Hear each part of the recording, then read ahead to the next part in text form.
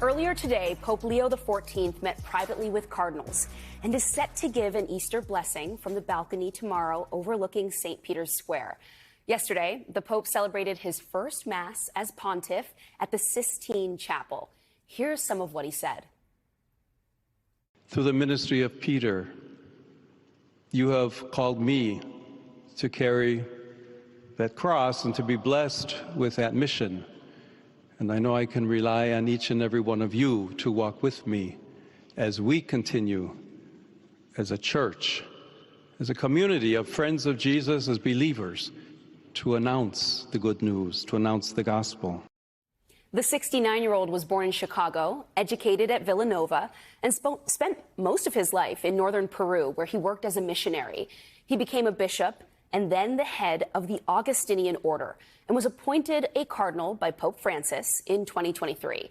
During his time as a cardinal, Robert Prevost was active on social media, criticizing Vice President J.D. Vance in this post on X earlier this year, writing, "J.D. Vance is wrong. Jesus doesn't ask us to rank our love for others." Joining us now is Father Robert Hagen, the 41st prior provincial at the Augustinian province of St. Thomas of Villanova and longtime friend of Pope Leo. Father, you know the Pope as Bob. What was your first reaction when his name was announced? What was that like for you? I can't believe this is happening to Bob. We were all in what we call the Augustinian Friary. It's just across the street from Villanova University with staff and some Villanova graduates.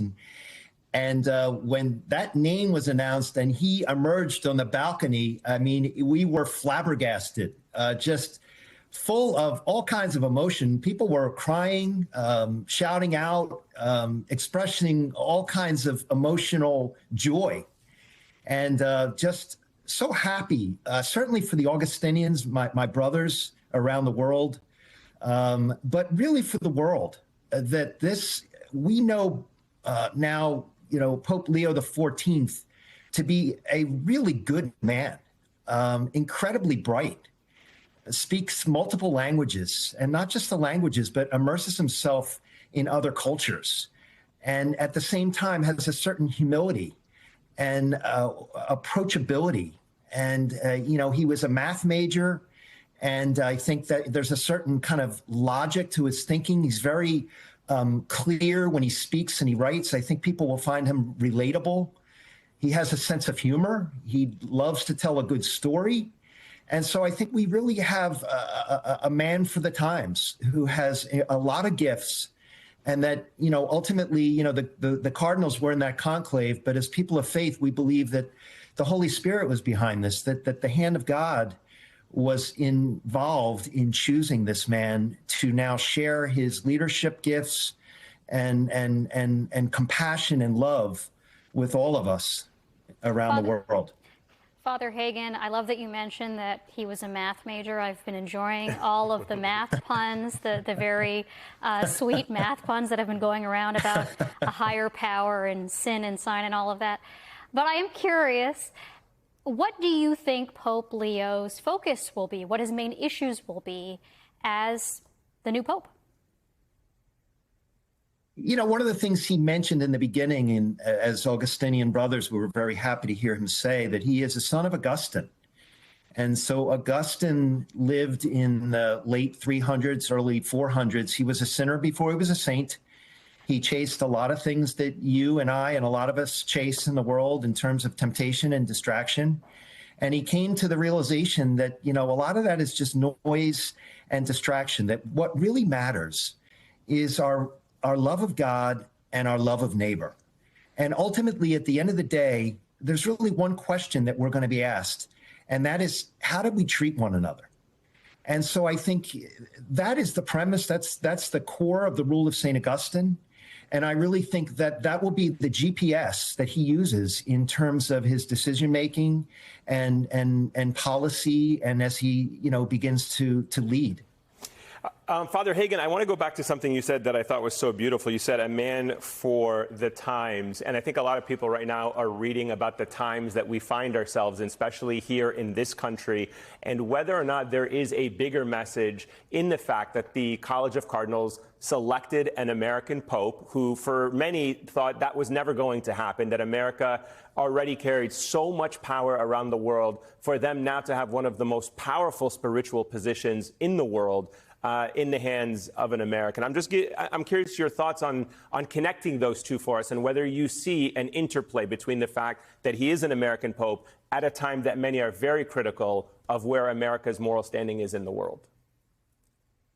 It's a wonderful question. And I think, as Americans, I think most of us are proud to be Americans. And yet at the same time, we know the perception around the world is not without some merit, that we have flaws. We have challenges. We make mistakes. And so I think that in Pope Leo XIV, I think we have someone who really represents what's best about American ideals and values. He stands for the justice of all people. He stands for the poor, that everyone should have opportunity. He stands for the fact that we all have equal rights and that we're all made in the image and likeness of God, and everyone should be treated with dignity and respect. So you couple that then with where he's gone in his journey through life.